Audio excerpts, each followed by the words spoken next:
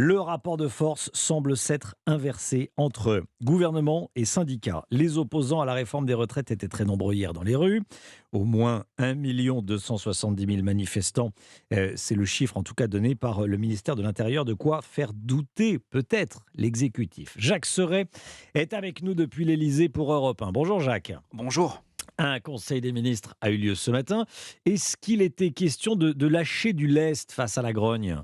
Eh bien non, à ce stade, la ligne reste la même, celle de la fermeté, et notamment sur le point le plus important de la réforme, le décalage de l'âge légal de départ à 64 ans. Pour l'exécutif, c'est toujours non négociable. C'est une réforme indispensable, insiste-t-on encore ce matin dans la cour du Palais.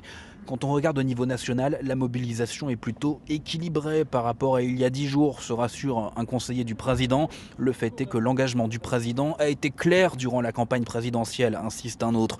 Alors, y aura-t-il des aménagements à la marge? Ici au château, on renvoie vers le Parlement en rappelant qu'il y a un impératif, celui de l'équilibre financier. Les rares concessions pourraient porter notamment sur une clause de revoyure en 2027, un amendement porté par le parti allié de la majorité, le MoDem.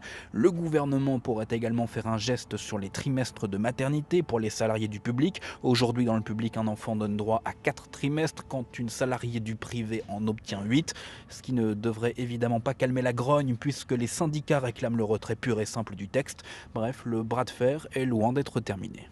Jacques Serret depuis l'Élysée pour Europe 1.